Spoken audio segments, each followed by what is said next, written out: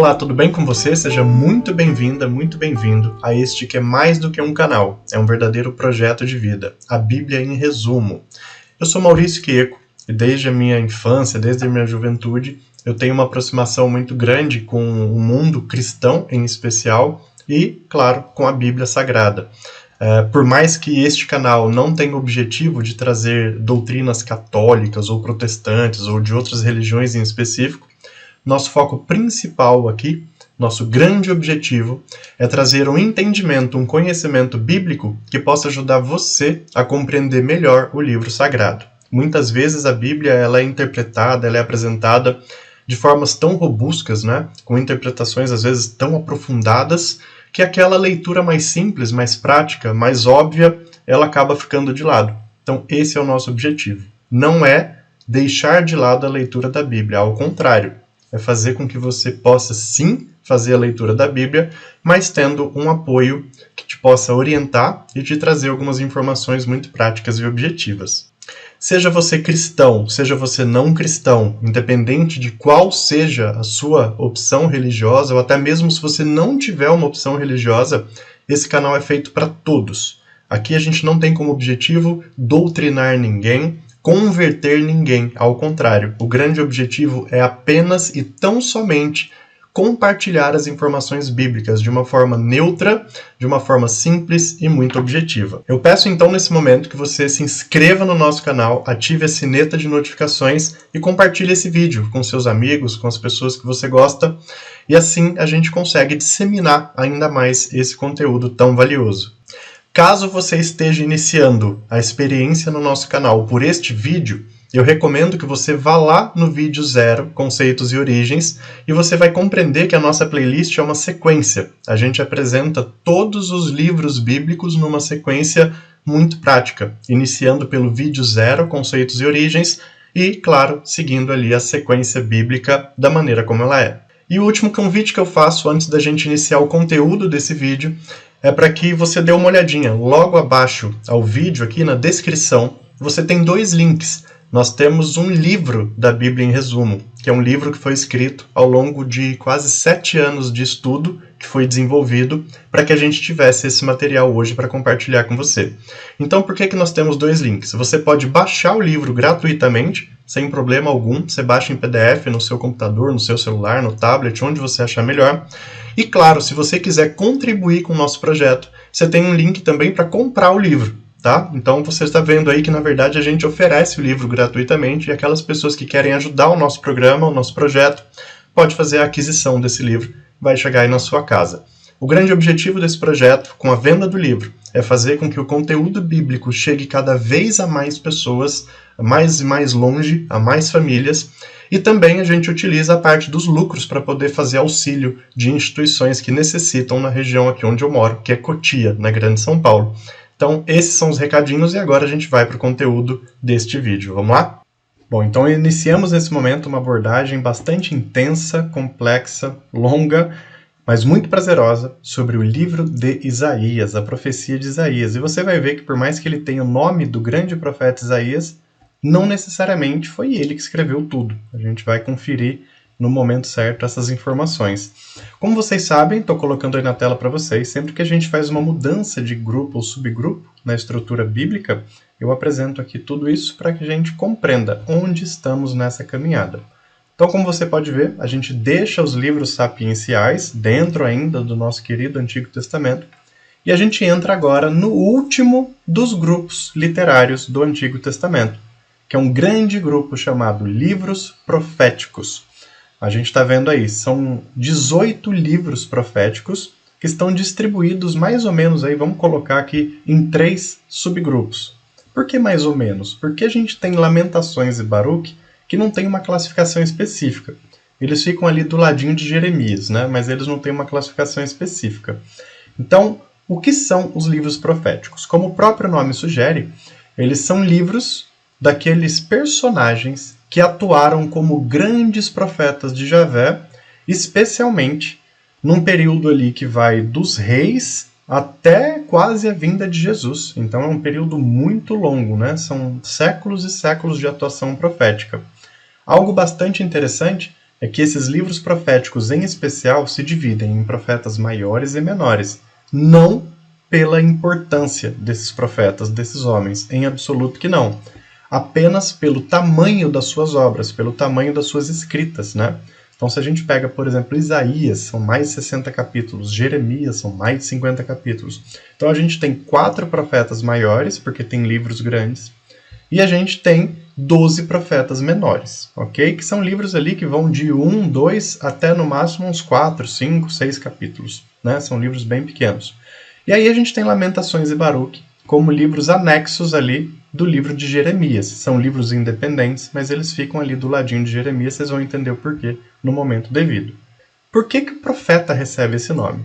Né? Como a gente sabe, várias terminologias usadas na Bíblia, elas vêm daqueles povos que estavam dominando a região judaica em determinado momento. Então o nome profeta, ele é um nome que vem do grego, profere, que quer dizer falar em público ou discursar em público. Mas no sentido religioso, é entendido como aquele que fala em nome de Deus, né? Então profeta ou profere quer dizer isso, discursar em público ou, no caso, falando em nome de Deus. E esses profetas, eles têm basicamente 2 grandes objetivos nas suas profecias, em todos eles. Nos 18 livros proféticos a gente vai ver esses 2 grandes objetivos, que é a exigência da conversão, né? Se converta a Javé e siga seus preceitos, senão não haverá um caminho possível, e também o anúncio da esperança. Esses profetas estão sempre anunciando um momento de esperança, um momento glorioso, né? Um momento de reconstrução e renascimento dentro daquilo que Javé prevê e promete. Coisas que vão acontecendo ao próprio longo do tempo, mas muitas dessas referências, inclusive, fazem sentido com a vinda de Jesus lá no Novo Testamento.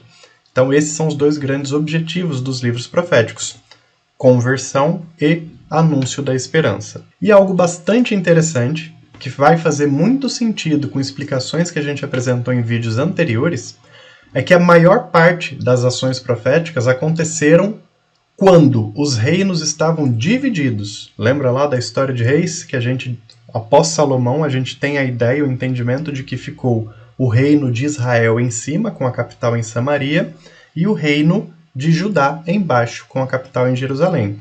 O reino de baixo eram os descendentes de Davi e Salomão, seguiam os preceitos de Javé. E o reino de cima, capital em Samaria, não seguiam os preceitos de Javé em geral, com algumas exceções. Por que eu estou comentando isso? Porque essas atuações proféticas, elas aconteceram em geral ou no reino de cima ou no reino de baixo. Compreendem? Então aí a gente vai ter nos momentos oportunos essa interpretação. Olha, esse profeta ele pregou no reino do sul, que estava atento aos preceitos de Javé. Então a linguagem geralmente não é tão dura, eles dão mais direcionamentos. Já os profetas que profetizaram no norte estavam diante de um povo que não seguia os preceitos de Javé. Então geralmente a profecia era pesada, era uma mão mais pesada. Estão começando a entender essas diferenças? Por isso que a Bíblia ela precisa ser estudada e compreendida de uma forma bastante coerente, também com os fatos históricos que aconteceram. Se a gente não estuda a Bíblia sabendo o que aconteceu naquele tempo, a gente acaba tendo um estudo muito vago, né? E aí a gente entende por que existem tantas e tantas e tantas denominações religiosas espalhadas por aí.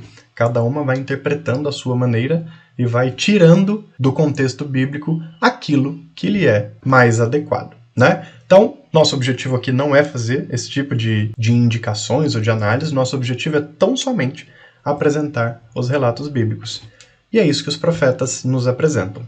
Esse livro profético, como eu falei, então, ele está dividido em profetas maiores e profetas menores, e nós iniciamos pelos profetas maiores, é assim que a Bíblia está organizada, e o primeiro desses profetas já é praticamente o maior livro de toda a Bíblia, um livro muito extenso, muito intenso, e ele também é bastante complexo. Por quê? Porque o livro de Isaías, que tem 66 capítulos, ele é dividido em 3 grandes partes. Primeiro Isaías, segundo Isaías e terceiro Isaías. Ele não apresenta necessariamente uma ordem cronológica. Cada livro tem o seu objetivo. E, para a informação e para conhecimento de todos, só há o conhecimento de que Isaías escreveu o primeiro Isaías, só a primeira parte. Os demais livros, as demais partes do livro, não foram escritas por ele. Podem ter sido escritas por algumas mãos ao longo de um tempo e depois feita uma compilação. Por que eles são apresentados como primeiro, segundo e terceiro Isaías nessa compilação? Pela estrutura literária e pela abordagem que eles fazem. Então, muito provavelmente, os autores que participaram dessa escrita, ou eles viveram no tempo de Isaías, observando o que acontecia, ou eles tinham um conhecimento muito próximo à profecia deste grande homem de Javé, que foi Isaías. Bom, então vamos começar entendendo quem era Isaías. Segundo relatos bíblicos, Isaías nasceu por volta de 765 a.C. Nasceu numa família israelita privilegiada. Ele era um homem letrado, muito influente, que possivelmente viveu na corte de Judá. Ele fazia parte do ambiente do rei, né, dos reis que iam se sucedendo ali. Então era um homem muito inteligente, né, tinha uma capacidade de escrita, de entendimento, de oralidade muito boas, magníficas. E por volta de 740, segundo relatos bíblicos, após ali mais ou menos 25 anos da sua idade já terem passado, ele inicia suas atuações proféticas, que duraram cerca de 40 anos. Algo, claro, muito importante, você já percebeu que eu falei de Judá. Então, Isaías profetizou para o povo do sul, para o povo de Judá, sede em Jerusalém. Então você aí já precisa ter esse entendimento bem enraizado nos seus pensamentos. Isaías profetizou no sul, em Judá, capital Jerusalém, durante especialmente os reinados de Joatão, Acás e Ezequias, ou seja, período pré-exílico. Ainda não tinha acontecido o exílio para a Babilônia. E a influência e a atuação dele realmente foram enormes, né? A influência que Isaías tem nas decisões, nas atitudes desses reis, ela foi muito forte. Não esqueçamos, reinos do sul, que é onde Isaías profetizou, eram homens da linhagem de Davi que tinham uma aderência aos preceitos de Javé. Bom, então vamos lá, vamos compreender esse livro. A gente falou um pouquinho do contexto, né? Como é que Isaías está contextualizado. Você já está percebendo que esse vai ser um vídeo mais longo, então prepara a sua água, seu café, que aqui talvez nós tenhamos o vídeo mais longo de todo o nosso projeto, a Bíblia em Resumo. Claro, pela extensão do livro de Isaías e por termos nesse momento entrado nos livros proféticos. Mas eu garanto a vocês, espero, claro, que seja uma abordagem bem tranquila, bem suave. Vamos lá. Vamos compreender então que o livro de Isaías, pela sua extensão e pela sua coerência literária, foi dividido em 3. Primeiro Isaías, segundo Isaías e terceiro Isaías. E dessa forma, também nós iremos apresentar aqui. Vamos falar primeiro do primeiro Isaías. Bom, então iniciando o primeiro Isaías, nós temos o entendimento de que o próprio Isaías, segundo até a estrutura literária, o próprio Isaías, ele é o autor do livro. Então é um livro bastante extenso, essa parte do livro, né, primeiro Isaías, ela tem 39 capítulos, mais da metade de todos os livros dessa profecia. E aqui em 1 Isaías, ele é o próprio autor da obra, né? Vamos compreender também uma informação bem importante, que essa apresentação de 1 Isaías, ela compreende ali mais ou menos 3 reinados, Joatão, Acás e Ezequias, que foram reis considerados bons, relativamente bons. E o foco central desse 1 Isaías era tão somente afastar o homem das idolatrias, né? Esse era o grande objetivo da profecia de Isaías no primeiro Isaías, que é essa primeira parte. Afastar o homem da idolatria. Como a gente sabe, Israel foi sendo gradualmente atacada, invadida e tendo a sua cultura e a sua religiosidade interferida por outros povos, né? E esses povos, muitas vezes, em muitas ocasiões, não davam a liberdade para que os judeus praticassem suas crenças religiosas. Eles acabavam interferindo de uma maneira tão drástica que eles não podiam sequer praticar seus rituais diários, suas orações e tudo mais. Então, tudo isso, ao longo do tempo, ia fazendo com que esses judeus, esses israelitas, eles fossem, às vezes, perdendo um pouco a força da fé, né? Eles acabavam olhando para crenças que vinham de um lado, crenças que vinham de um outro.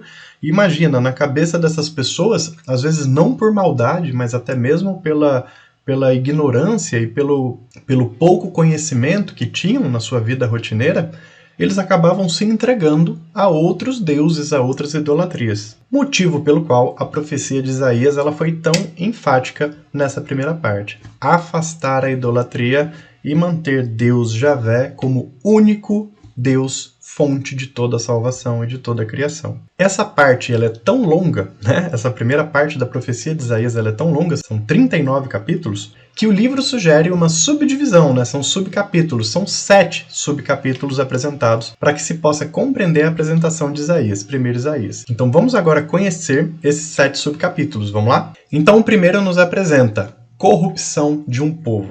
Como o próprio nome sugere, a gente já deve entender e compreender mais ou menos a abordagem de Isaías diante dessa titulação. Ele fala, obviamente, das ações inconsequentes do povo em relação aos preceitos e à religiosidade que Javé preconizava. Então, essa primeira parte ela versa sobre hipocrisia, sobre a capacidade do povo não ter força para resistir às pressões externas. Então vai falando sobre vários elementos que corrompem o povo. Não necessariamente para o lado econômico, social, mas especialmente para o lado religioso. Então esse primeiro subcapítulo de 1 Isaías apresenta esse entendimento, corrupção de um povo. É bastante interessante, é muito profundo, e ao longo da apresentação de Isaías ele vai dando elementos, né? Mostrando, olha aqui, ó, a hipocrisia ela acontece dessa forma, a corrupção ela acontece desse jeito. O homem vai se abrindo àquilo que é novo sem medir as consequências. Então ele vai dando vários elementos que mostram como o povo se corrompe. Já na segunda parte, no segundo subcapítulo, o nome é Deus conosco, ou Deus está conosco. E esse é um nome muito conhecido na Bíblia e a gente vai entender o porquê, né? Deus conosco realmente é um nome muito conhecido por diversas crenças cristãs, né, que têm o entendimento do que isso quer dizer. Então, nesse segundo subcapítulo, é apresentado por que Deus conosco é compreendido como Emmanuel, né? De onde vem esse entendimento. Então vamos compreender aqui. Nesse segundo subcapítulo, o que Isaías começa falando é que a vontade divina é de fazer com que esse povo de Israel ele seja entregue na mão de tiranos, para que eles aprendam de uma vez por todas a dar valor aos preceitos de Javé. Olha só como essa parte começa, né? Talvez, no primeiro momento, pareça até incoerente com o nome que sugere a temática, né, desse segundo subcapítulo, mas é isso que Isaías começa dizendo, que pela vontade de Javé, se dependesse de Javé, ele já pegaria esse povo agora e colocaria na mão de tiranos, para que eles aprendessem de uma vez por todas a ser fiel e a valorizar o Senhor. No meio disso tudo, está reinando o rei Acás, e o rei Acás, como um homem bom, seguidor dos preceitos de Javé, ele se une à sua esposa e tem um filho. E através desse filho, o rei Acás faz um pacto com Javé, dizendo, olha, através desse nascimento, eu faço um pacto para que os justos e puros sejam salvos, Senhor. E o nome desse filho é Emmanuel. Entendemos porque que Emmanuel é a palavra que nós compreendemos como Deus está conosco, em função do pacto feito por rei Acás com Javé. Através daquele menino, o rei Acás declarava, por favor, Javé, salve os justos e puros, pois eles merecem. E de certa forma, Javé assim o faz, né? Porque não é naquele imediato momento em que os israelitas são colocados nas mãos de povos estrangeiros, como a gente sabe nos períodos de exílio. Então, esse segundo subcapítulo é muito importante por isso. No terceiro subcapítulo, Isaías apresenta uma mão pesada de Javé, um julgamento pesado sobre essas diversas nações que tentam e intentam contra Israel, né? Israel, gradualmente e frequentemente, é alvo de vários desses povos. Até para que você entenda, né? Se alguém está aí do outro lado querendo compreender, nossa, toda a apresentação bíblica, especialmente no Antigo Testamento, vez ou outra mostra Israel sendo atacado, Israel sendo massacrado, Israel sendo um povo dominado. Por quê? O povo de Israel era tão mal visto, ou o povo de Israel era tão fraco e desmilitarizado que não conseguia se defender. Não era bem isso, né? Só para que você entenda o contexto histórico que a própria Bíblia nos apresenta, quando você analisa ela de uma maneira macro, né? De uma forma um pouco mais ampla, o local onde Israel está colocado, onde Judá está colocado, é um ponto altamente estratégico para fazer a ligação entre o Oriente e a Europa. Então, aquela região de Israel, Jordânia, se você olhar no mapa hoje, você vai ver que ela é quase que um canal que faz a ligação da Pérsia para a Europa. Então, por esse motivo, e especialmente por ter um acesso muito amplo ao mar Mediterrâneo, Israel sempre foi alvo de muitos ataques, por ter um posicionamento estratégico. E o povo judeu nunca foi um povo tão numeroso, né? Se a gente parar para pensar, a gente tem as 12 tribos de Israel que foram se multiplicando e se proliferando, criando toda essa estrutura do que é Israel, o grande povo de Deus. Mas não era tanta gente assim. Com tantos saques investidos, o povo tinha dificuldade para crescer. Então eles sempre estavam com um número reduzido em relação a outros povos. Então eu fiz essa parada aqui só para você entender. Por que que as nações, tantas elas, intentavam e invadiam Israel? E aqui nesse terceiro subcapítulo, o que Isaías nos apresenta é um julgamento de Javé sobre essas nações, né? Por favor, parem, né? Vocês serão dizimadas. Em alguns momentos até, nações estrangeiras invadam Israel, pois eles estão pecando contra mim. Então, é disso que o livro de Isaías, nessa parte, primeiro Isaías, nos traz Javé julgando as nações. No quarto subcapítulo, o que a gente vê aqui é quase que uma abordagem apocalíptica. O próprio nome já sugere isso, chama o fim dos tempos. E ele expressa profecias que rumam quase que para o fim dos tempos. Só que não para o fim dos tempos necessariamente global, mas no fim dos tempos interior, dentro do coração daquelas pessoas que se afastam dos preceitos de Javé. Então, esse quarto subcapítulo ele apresenta isso, né? Essa visão apocalíptica, dizendo claramente: a justiça de Deus não erra ou não falha. Se você segue os preceitos, será salvo. Se você não segue, não será salvo. Mesmo que não seja uma catástrofe, um fim dos tempos mundialmente falando, Isaías canaliza isso para dentro do interior e do coração de cada pessoa, né? O fim dos tempos pode acontecer dentro de você, se você sai dos preceitos de Javé. O quinto subcapítulo desse primeiro Isaías, ele tem um título também bastante sugestivo e já faz a gente compreender o que tem no seu conteúdo. Chama-se Advertências. Então são várias advertências que o profeta vai dando, várias indicações do que não deve ser feito e de quais são as atitudes adequadas para uma libertação verdadeira, né? Por mais que o povo esteja sendo assediado, por mais que Israel esteja sendo sempre invadido por outros povos, mas a caminhada e os preceitos de Javé, eles devem ser seguidos e cumpridos, né? Não interessa em que ponto da vida, em que tipo até de escravidão esse povo possa estar vivendo. Javé é o Deus libertador, Javé é o Deus que está ao lado deles nos momentos bons e nos ruins. E até as provações devem ser vistas como parte da caminhada.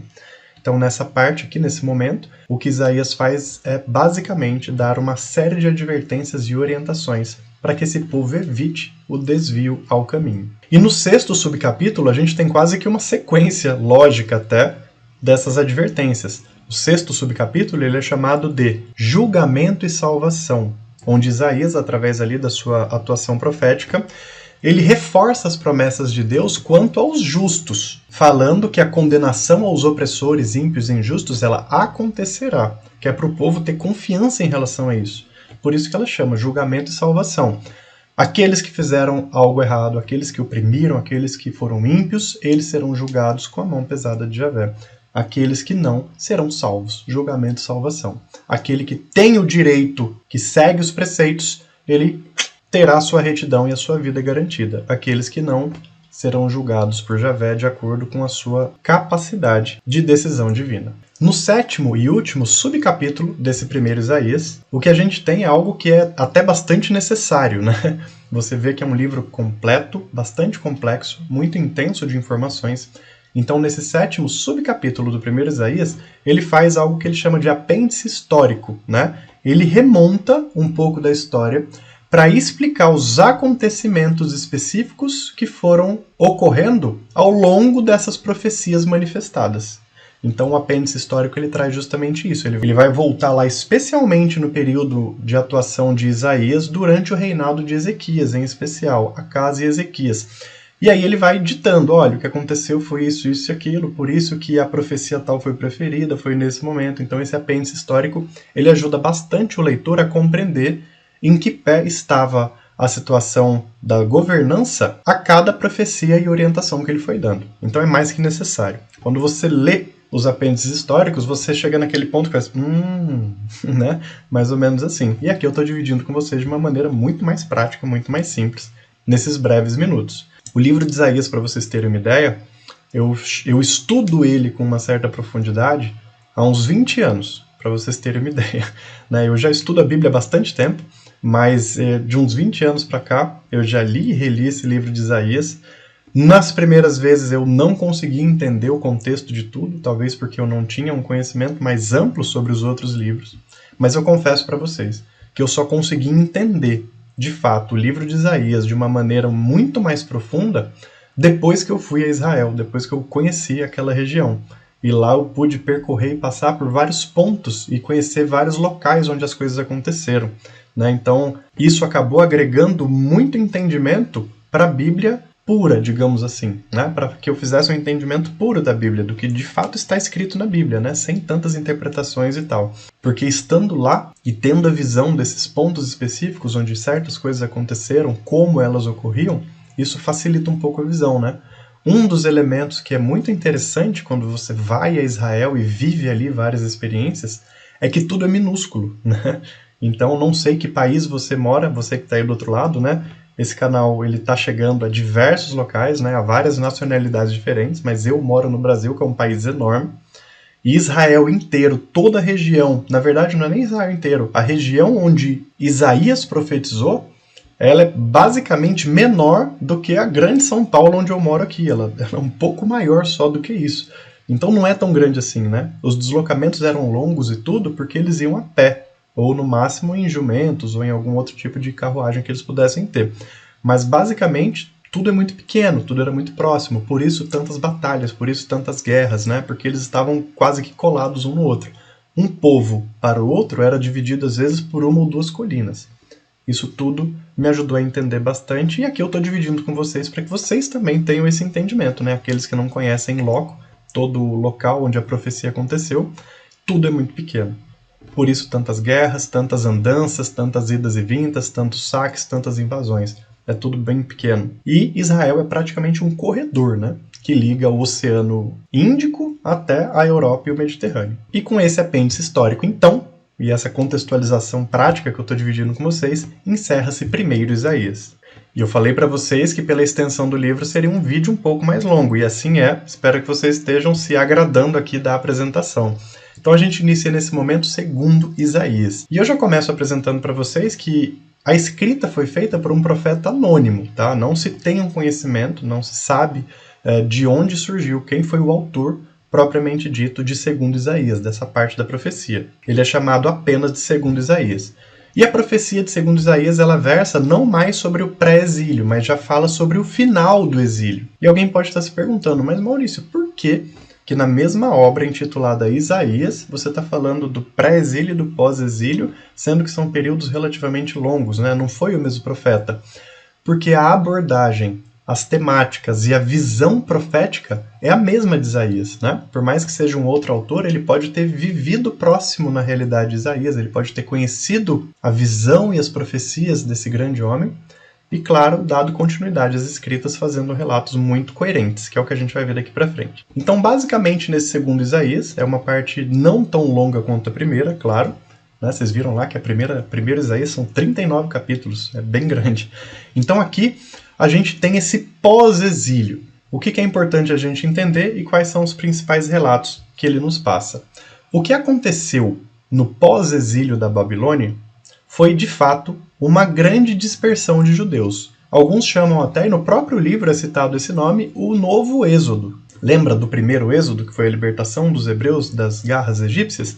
Aqui, na libertação babilônica, também foi considerada como um novo êxodo. E você imagina, um povo que foi massacrado, que foi arrasado, né, que foi praticamente pisado por anos pelos babilônicos, depois persas. Quando é libertado, eles praticamente vão perdendo ali a sua identidade, né? São poucos os grupos que mantêm e que permanecem fervorosos na fé, guardando os preceitos de Javé. Em geral, a massa, o povo de Israel, nesse novo êxodo, eles não sabem direito não só para onde ir fisicamente, mas também mentalmente e espiritualmente. Eles estão perdidos.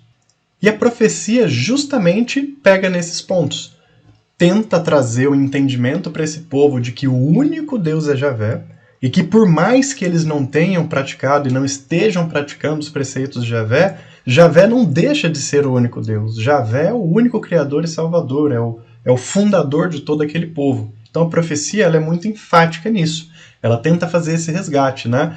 Povo do novo êxodo, vocês que estão saindo da Babilônia e voltando para Israel, para Judá, por favor, né? Tenham entendimento de que Deus Javé nunca os abandonou, de que tudo isso faz parte de um plano e vocês são convocados e convidados a retornarem, a regressarem ao caminho de Javé. Cita, inclusive, que os acontecimentos do exílio e até da libertação através do rei Ciro foram escolhas do próprio Javé.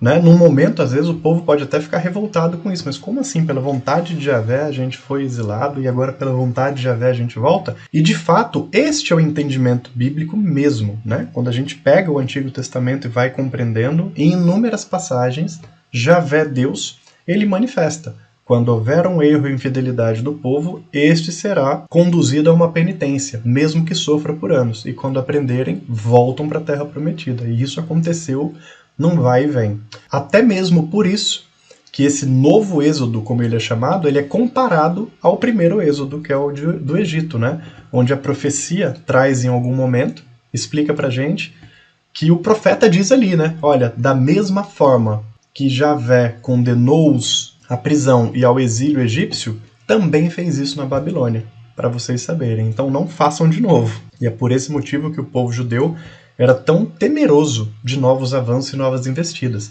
E como você já deve ter visto também alguns vídeos para trás, chegou um ponto que esse povo ele era muito suscetível a qualquer ataque, né? E dá pra gente entender hoje isso, né? Porque que em muitos momentos os judeus eles já se entregavam logo, pelo medo da história que eles tiveram. Quando o exílio acontecia para eles, era muito duro, muito pesado. Então eles tinham que ver uma realidade destruída e reconstruir tudo de novo.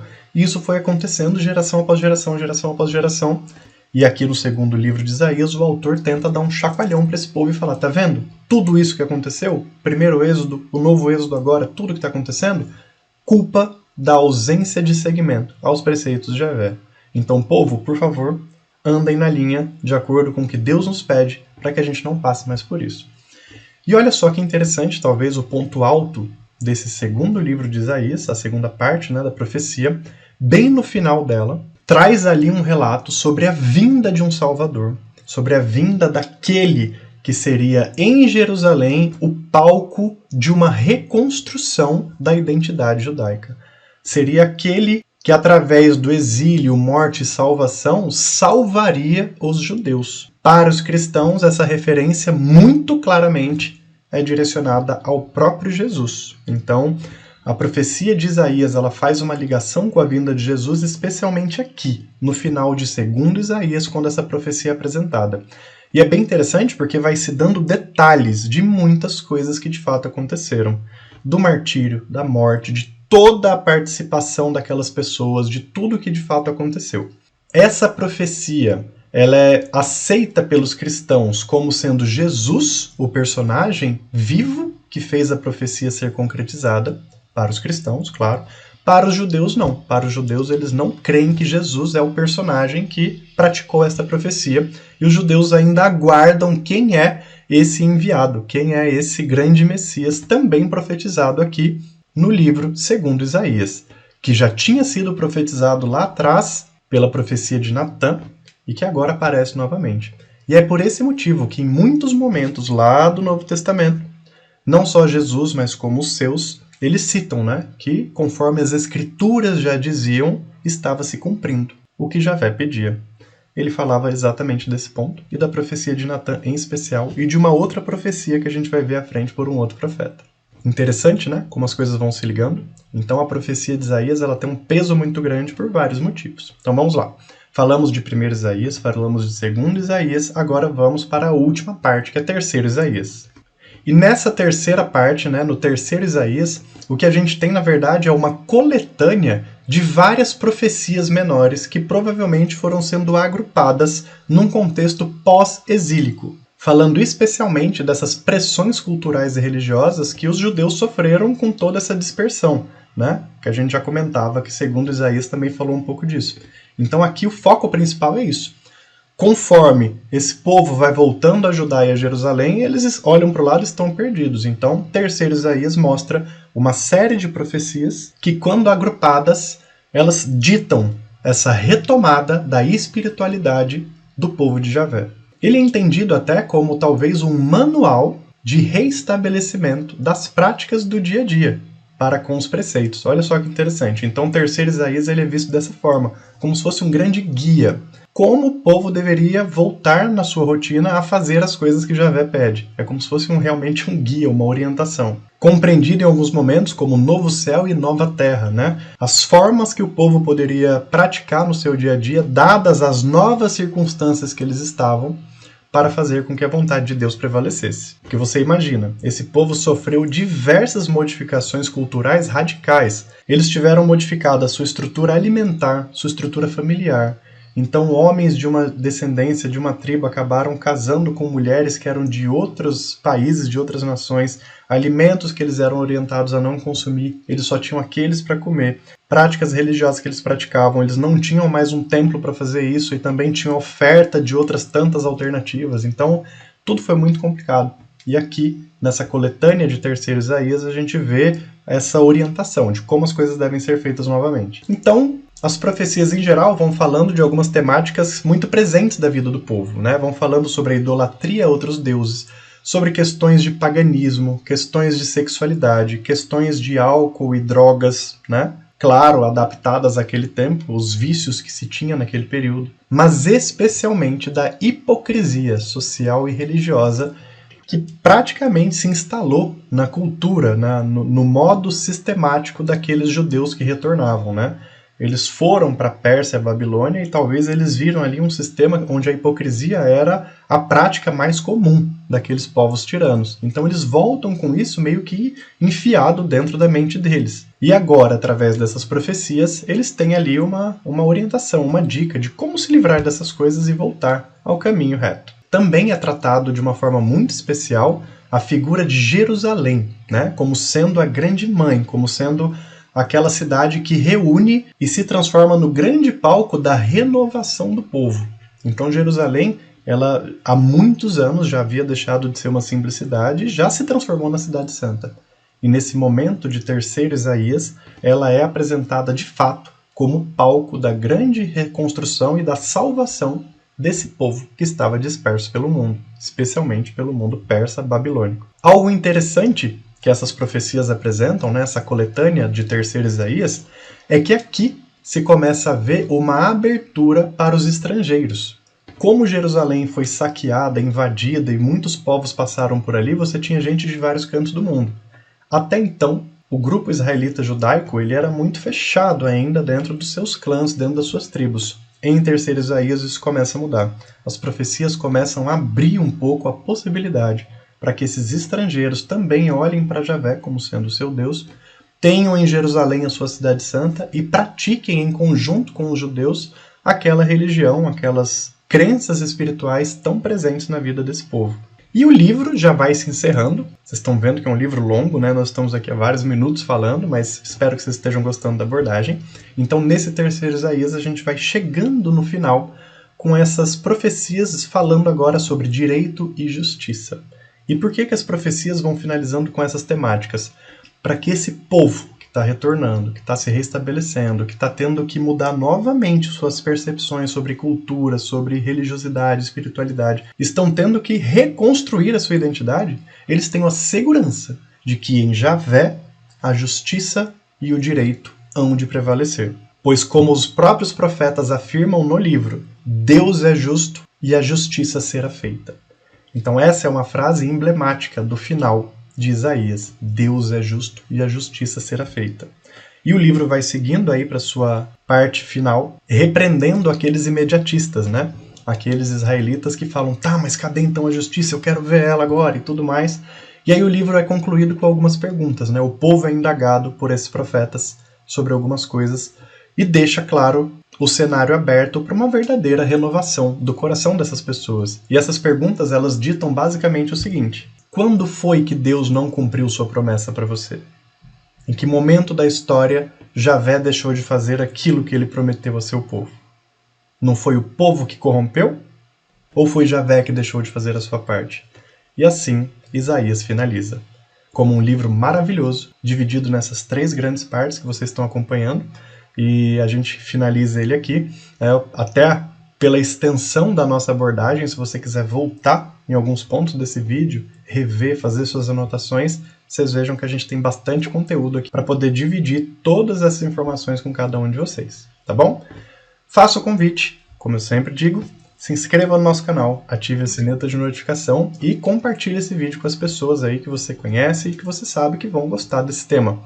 Também faço um convite mais especial ainda. Logo abaixo na descrição do vídeo nós temos 2 links. É o livro da Bíblia em resumo, que você pode baixar gratuitamente em PDF, celular, telefone, no seu tablet, totalmente gratuito.